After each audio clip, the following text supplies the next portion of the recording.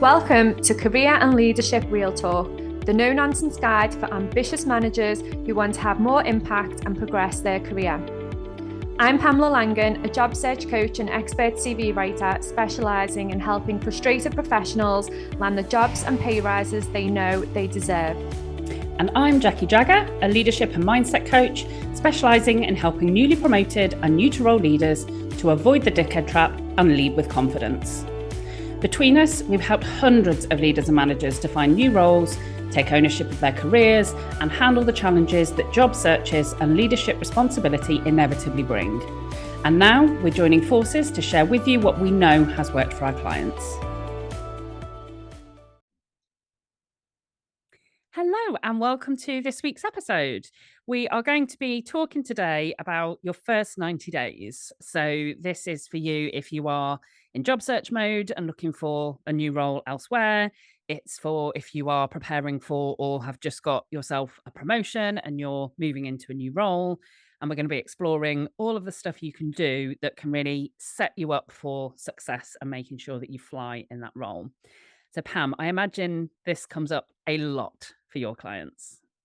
Yes. So as soon as my clients get that job offer, they accept, and then they go into the process of handing over in the current position, I always say to them, right, now is the time. So obviously get your head straight, get your handover started and all the rest of it, but start thinking about the first 90 days in your new job, because it's the ideal time to make a real impact. And a lot of people go into a new job expecting the company to have an onboarding plan and to have that first 90 days mapped out for them. And I find 9 times out of 10, there isn't really any onboarding plan or any first 90 days. And usually you're going into a situation where everyone's already busy. Your line manager has already got a lot on their plate. So, then you go in expecting them to create this plan for you. Whereas if you go in and take ownership and you manage that process and you manage those first 90 days, you'll make a massive impact, and it will really help you from a confidence point of view and also a settling in point of view as well. If you've got those first 90 days defined, and if they give you something, then you can work that in parallel. You can compare and see what they've got. Is there anything missing from your plan? And then you can use the two of them in parallel to make sure that you're ticking all of their boxes, but they're ticking your boxes as well. I don't know whether you find this, but I often find that the intention is there with 90-day plans and people think about them and maybe start to put something together. Sometimes it's part of the recruitment process that you actually get asked to put together a kind of first 1 month, week 1, month 1, and then 3-month plan.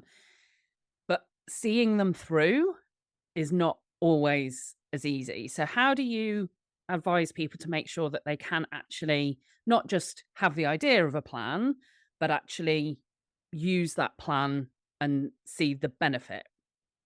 So the way that I work with clients is I always start by explaining what actually happens in those first 90 days. And from my experience, from my own personal experience, and from speaking to hundreds and hundreds of people now about their experience, what happens is generally you'll go in, the first 2 weeks is, that fact finding part of the new job. So you go in and you are the new person, and you're trying to learn everything, you're trying to learn everyone's names, you're trying to understand the company, you're trying to understand where you fit in. And then all of a sudden you land in week 3 and you're expected to just crack on with the job because you've had 2 weeks now to figure out what you're doing. So now it's get stuck in, let's go. Most people that I work with are managers. They'll have a team that they'll need to start getting to know and start to work more closely with. So by the time they get to like week 3 and week 4, they're almost in at the deep end, just going with the flow and trying to keep the head above water. So they miss all of that crucial stuff where they could be really, getting under the skin of what they actually need to deliver, more around what the company expects and also what their managers expect. So what I do is start by explaining that this is generally what's going to happen so that they're ready for it. So they know after 2 weeks, they're just going to, or sometimes it's sooner, but they're going to be at some point expected to just get started and get stuck in. So what I say to people is that the key thing is to follow the process. So thinking about the 90-day plan and what that looks like, the first month is always going to be about getting used to the company, getting to know the company, understanding the mission and the vision of the company early on.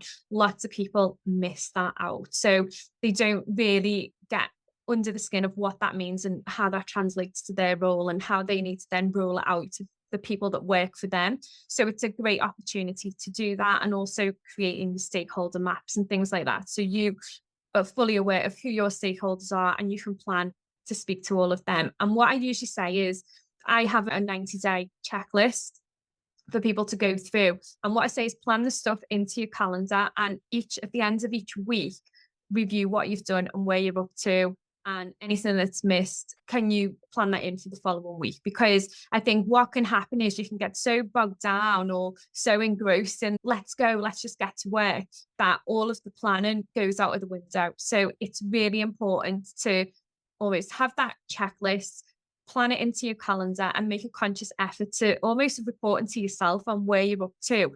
And if you are ticking everything off on that list, because what you'll find is some of the bits that you're missing might impact your success, as you move on further into the role. So you can plan in those conversations, you can plan in those meetings, and you can make a conscious effort to make sure that you're getting all of that foundation information into your head, really laying that foundation for the success moving forward. And when you do that, you'll find that it's really easy to make an impact and to feel confident in the role, because you'll know this from your clients, won't you, that like you go into the role and you get that imposter syndrome and all of that stuff going on because you didn't give yourself enough time to really understand the business and what you needed to deliver. Yeah. And I refer to those first 30 days, that first 4 weeks or so, as an intentional learning phase. It's where the focus of your time and attention should be intentional learning about the things where you have got gaps. And that comes in a number of different areas. So I love that advice of checking in with yourself and reporting in to yourself as being a way to actually check back and think, what was my intention and have I done that? Because that's, I think, where it does start to fall down. Like you say, momentum gathers, you're getting invited. Once people know your name and know that you're there, you'll get invited to meetings, you'll get included in discussions and conversations. And it's easy to feel the pressure to take more action. And it's easy to be swayed away from that intentional learning. So, yeah, absolutely love that phrase of checking in with yourself and reporting back to yourself on that checklist.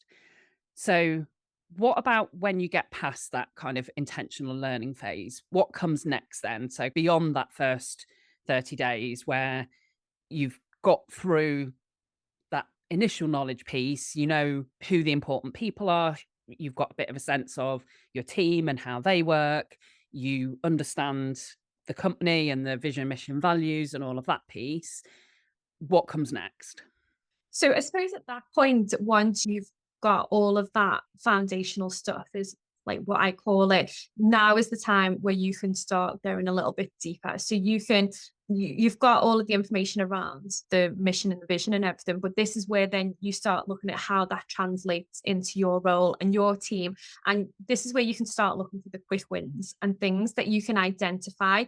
And these are the things that are really going to allow you to make an impact. But if you don't do that foundational work, you might spot something that's a potential quick win, but because you've not got that real understanding, it might not actually be a quick win. So you can give yourself that opportunity to understand where you can make a difference, where you can start making an impact based on what you've learned in that first month. And I think once you get to month 2, so you're into like the 60-day period, then that's where you'll want to start thinking about your objectives and what they look like, because at that point you've got the foundations almost nailed. So this is where you want to be sitting down with your line manager, where you want to be setting objectives, where you want to be expanding your network and creating your own personal development plan or professional development plan, because it's like, what are you going to do over the next 6 to 12 months to grow personally and professionally, but also to make sure that you're delivering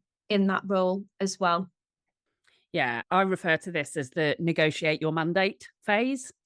So it's Yes. that element of, like you say, okay, now that I've got that initial context, what is it that I'm going to be focused on? And we talked about this when the episode when we were talking about taking ownership of your own onboarding.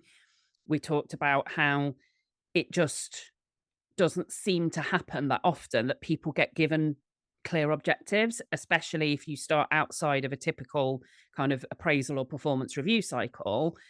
So many people either don't have objectives or effectively the whoever was in the role before, yeah, here's the objectives, here you go. And it's not discussed and agreed.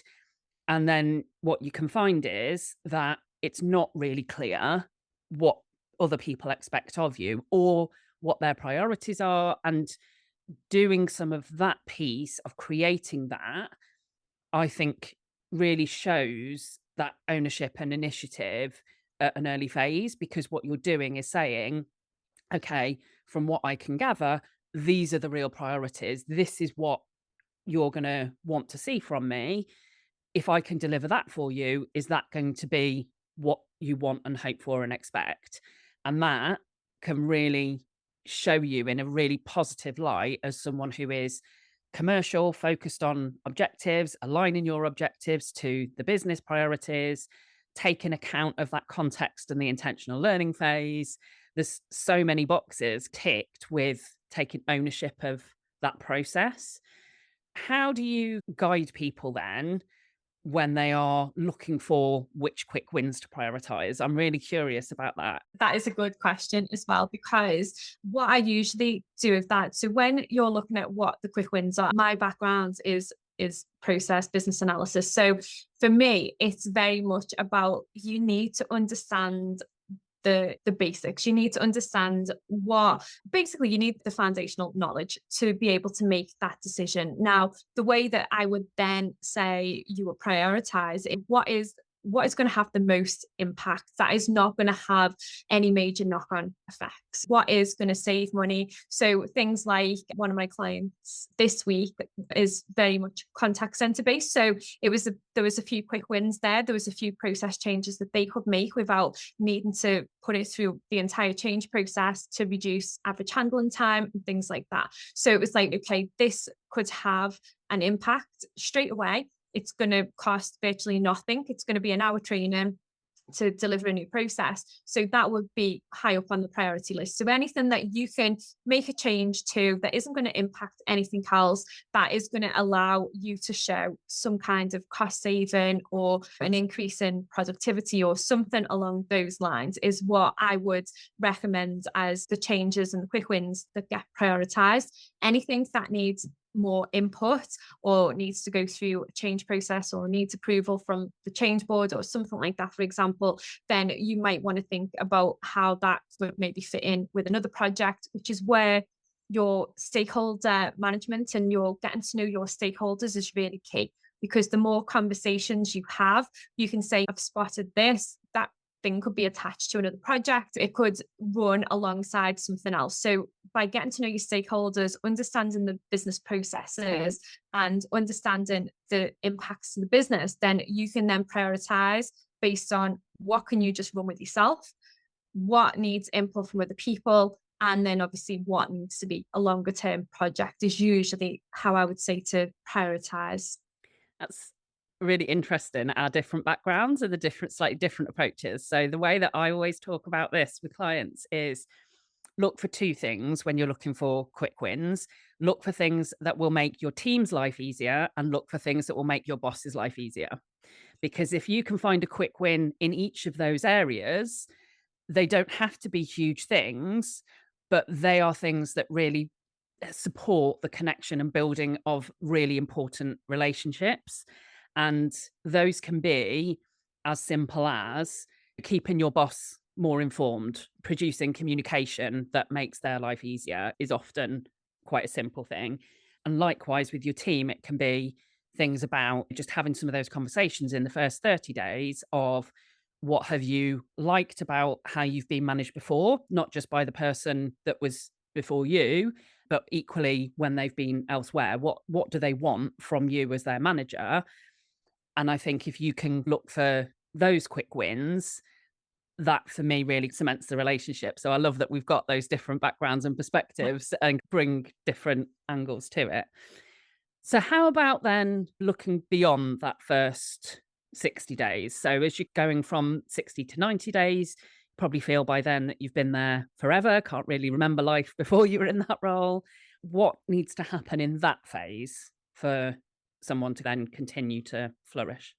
So I suppose at the start of that next phase, it's all about evaluating your progress, isn't it? And seeing what you've learned and what is coming up next. So in the first 90 days, it's all about those short-term goals. It's all about the learning. It's all about recognizing those quick wins and getting a feel for the company and your team and all of that kind of stuff. And I think then from that point onwards, it's about, okay, what are the long-term objectives? What are the long-term goals? Because at that point, you're going to be going through that probation period. Most companies have 3 months probation. So you'll be going through that probation period. So you want to be looking at what are the longer term goals? What am I delivering in the long term? Looking for opportunities to innovate, maybe taking on some new responsibilities based on, and this could be based on the things that you've identified as quick wins, and generally just seeking out feedback from your manager, from your colleagues, from your team, just so that you are constantly, and I suppose when we talk about when we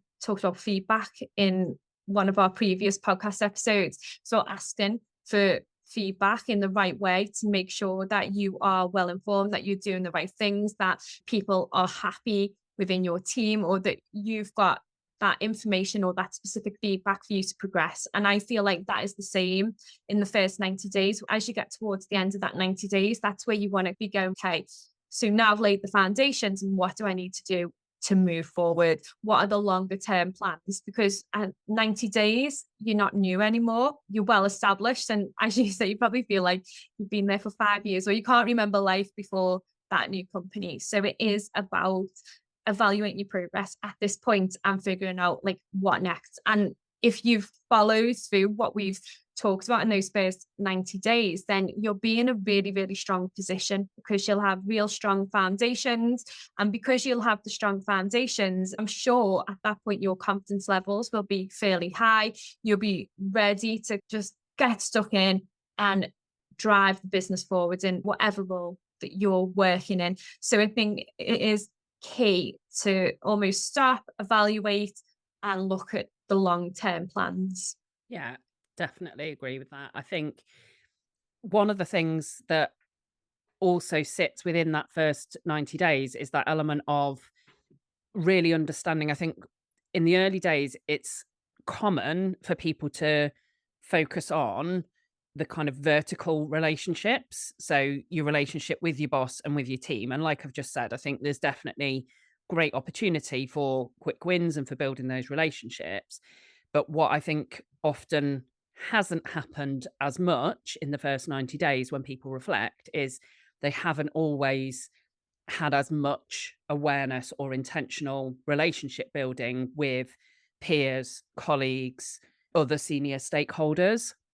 And I think that I often find that kind of comes up further down the line if you haven't invested in those relationships, because you've been very focused. I think people often are very focused on their team. And then what you find is if you are then involved in business wide projects, or when you're, like you say, thinking about what are you going to contribute over the next 6 to 12 months, you're going to need those relationships. So it's a good point to take stock of those kinds of things and figure out, okay, what am I going to need if I'm going to deliver that for the business in the next 6 to 12 months? What have I not already got from my first 90 days that I am now going to need in this next phase in order to deliver that? And I think that kind of sense check and taking stock is so important. And do you suggest that clients continue to have 90-day plans, or do you look at it as that kind of one-off thing? So I definitely advise continuing to plan for every further 90 days after that initial time period. You want to keep planning. Obviously, the next 90 days is going to be different to the first 90 days because you've already got that foundational knowledge. You've already got that understanding of the company. But what doesn't change or what wouldn't change is the evaluation of your progress, is your ability to continue building relationships and expanding your network, and also the goal setting and checking in with yourself to make sure that you are achieving those goals and you are moving forward. And if you're not achieving them, what do you need? And making sure that your personal development plan is working in parallel so that you're picking up anything you feel you need to work on, and you are looking for the opportunities to work on those things. And I think one of the key things that I always talk to my clients about is from pretty much day one of any new job, you should be thinking about what the next step is, because this is, and when I say next step, what is the next job after that? Now, people will probably be thinking, oh wow, just got into this new job. I don't want to be thinking about the next step. But if you think about it from stakeholder and building your network point of view, when you're brand new in any job, the easiest time to build those relationships is from day one, because you can go and introduce yourself as the new person, and you can go and have those conversations. At that point, you're not expected to know everything, you're not expected to have all the answers or anything like that. So it's an easier way to start building those relationships. So what I always say is, if you can, and if you do want to take the next step in the future, then it's who needs to be on my stakeholder map? Who do I need to start building relationships with?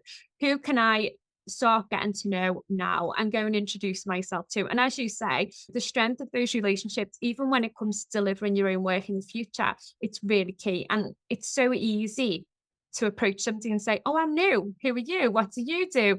Let me tell you a bit about me, without the pressure of it being 6 months down the line. And then you've got to go and speak to that person about a work issue or something that you're working on, or something that is going on that is not like, I'm brand new and it's my first week or my first month and I just wanted to say hello and stuff. So much easier, I think, at that point to start building those relationships. And especially if you're thinking of internal promotion in the future, it's such a great time, I think, to get to know people. It is. And I think it's an interesting one because I never had that advice in my career. And I can totally reflect back and see how beneficial that could have been if it was something that I'd known to incorporate in my planning.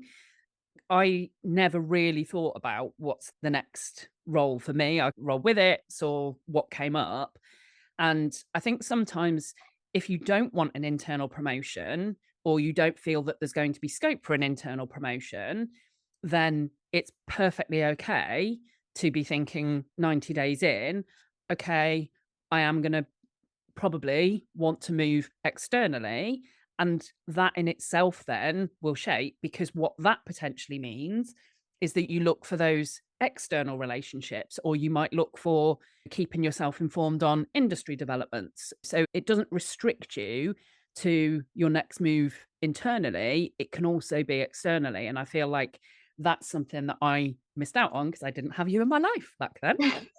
That's the thing, isn't it? So many people get so caught up in getting to understand the job and where they fit in and supporting the team. As a manager, as a leader, if you've got this new team, you want to support that new team, you want to get to know that new team, and that almost becomes the main priority. And while it is a priority, you've also got to think of yourself within that as well and think, okay, so what does my future look like? And even if you think, I'm in this job for the next 5 years, I'm not moving anywhere, what you don't want to do is reduce the amount of opportunities that you've got in the future, because in 2 years' time or 18 months' time, you might think differently. And by that point, then you haven't got that, hi, I'm brand new to this company opportunity to go and speak to people. So that's why I just think it's the easiest time. So if you can plan out, like I call it a stakeholder map, if you can plan out all of the key people that you want to speak to, you can make sure that they're planned in.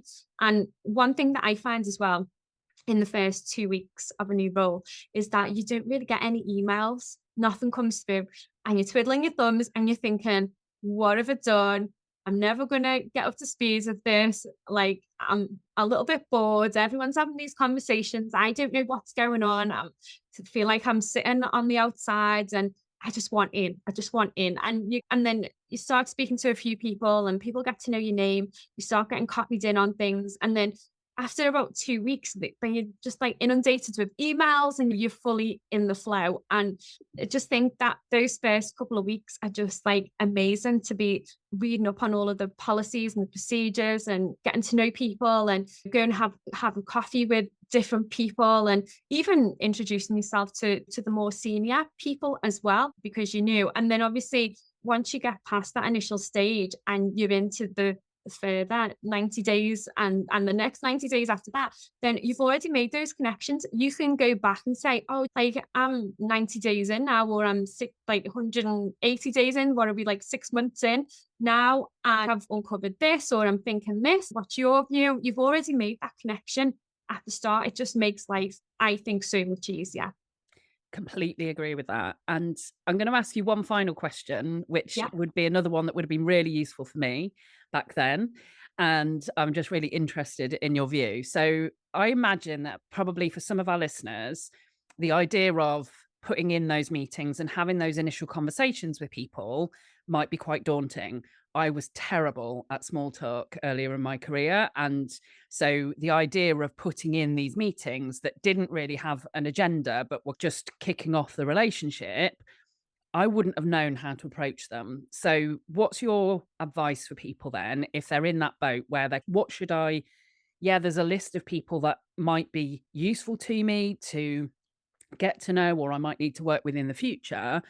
Like in that very first meeting, when I have a kind of introductory chat with them, how do I kick it off? What do I ask? How do I actually start the relationship? Where do I go with it? Yeah, and that, do you know what? That is a brilliant question. And the way I absolutely hated small talk. In fact, I'm still not a massive fan of small talk. And just without going off on a tangent, I actually got pulled up in one of my performance reviews years and years ago. And one of the only constructive point that they could make was that I could do it, making more small talk in meetings, because I just got straight to the point.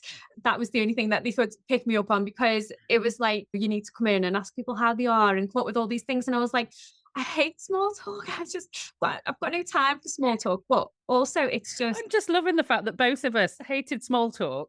And yet we've now had this podcast for however, like 30 something episodes, just chit chatting away each week. no, it's so funny, isn't it? But I think what I learned with small talk, I used to really get wound up about it, and really it would give me anxiety, because I'd be thinking, oh, there's only so many questions. Oh, the weather's nice today, isn't it? Or it's raining, or have you got any holidays planned in? Or have you got any kids? And I used to feel sick, because I'd be like, there's only so many questions I can ask, and I don't want it to feel like an interrogation. So what I did and what I learned early on in my career was, rather than asking people a load of questions, I would just simply say to them, thanks for meeting with me today. I really appreciate your time. And what I want to know from you really is what your role is and how my role works with you. And that was really where I started. Now, what that opened up was, everybody loves to talk about what their contribution is. Even the more senior leaders, it would be like they would talk to me about what they did, and then where they felt like my team and me fitted into that. And then on the back of that, I was able to ask some more probing questions depending on what came up. But what I did was not get too wound up about keeping that conversation flowing, because once you've asked initially, what is it that you do? How do you fit into the business? And then how do you think me and my team fit in with what you do, or how do we impact you? And then you can ask things around, what have the challenges been? You know, what do you think my priorities should be? So you're very much, rather than trying to make small talk and create a conversation, what you're doing is you're just opening up for them to share their thoughts around what they do, and also where they think that you fit in. And then obviously then that will then inform how you plan and move forward, because then you've got their view. So you can then make a call on how you work with them. Is there an element of influence and that's going to be needed in the future? You can start working out what's going on and where do those people see you fitting in. And that was the way I found it to be easy to get that conversation flowing, and took the pressure off me trying to think of a million questions to ask to get the conversation flowing. So you just being interested, like we talked about in the networking podcast. Yeah, and similar but slightly different, a question that I got to start using that I found really helpful in those situations was, or before we get straight down to business, I'm just really interested. Tell me a bit about like your career story. How did you get to be doing this role? What's been your previous experiences? And it's a similar idea that it just opens it up, and people love to be asked about themselves. And I've also used that in situations where it wasn't just an introductory chat meeting that was booked in, but actually where it was a business meeting, a functional meeting for a specific reason. And I've used that to break the ice and said, before we get to that, it's the first time that we've had a conversation. I'd just love to know a bit more about you as a person. How long have you been here? What, where were you before? And just ask them about a bit about their career story. And I found that's opened up some really interesting conversations. And often as well, people reciprocate. Like when you've asked them those questions, then they will ask you. And what that helps is you then can talk about some of your previous experiences in the context of what they've shared. So you can highlight things that will be points of connection. You can talk about that you've worked in similar size of businesses, or that you've worked in a different industry that they've also worked in previously. There'll be points of similarity that allow you to create that connection with people that will come from that kind of very open, just tell me a bit more about your career story. And people aren't used to being asked it. And in my experience, they actually really like it because it's quite nice actually to just tell you a bit about me, and it rolls off the tongue. So yeah, hopefully that will help people with that initial, because like I say, that is one that I definitely wish that I had known earlier than I did. Yeah. And just them 2 questions alone, just like asking about their career story and asking them what they contribute to the business right now, that is more than enough for a 15-20 minute catch up meeting, hello meeting. So I think that's perfect, isn't it? So it doesn't matter if you worry about small talk, like you can just get the answers to those 2 questions and then be on your way. So I think just keeping those as, write it, put them in the notes on your phone so you never forget them. You've got them there. Just put first 90 days questions and then keep all the information together and then refer to it. Like that is what I tell all my clients to do. Anything useful that you can get on podcasts or anywhere, keep it in the notes on your phone so you can always refer back to it. Perfect. Thank you. I have loved hearing about that, because although we both work with clients in different ways, so you help them get the role and then set them up for the first 90 days, whereas I tend to work with people once they've been promoted. So it's just really interesting to hear how, without ever having talked about it before, how similar our processes are for those kind of first 90-day plans. So I hope that has been of some value for you if you are listening and in that situation. And that brings us to the end for this week. As ever, if you have got any topics you'd like us to cover, then do connect with us on social media, drop us a DM and just let us know what you would like us to cover. And do rate, review, share the episodes that have been useful to you. We would love to know that it is being shared with people who will find value from it. Thanks for listening, and we will be back with you again next week. Exciting news from us. If you're an ambitious leader or manager earning 50k or more and you're ready to take your career to the next level, we have an opportunity for you. Introducing Catalyst Career Club, your secret weapon for unlocking career success.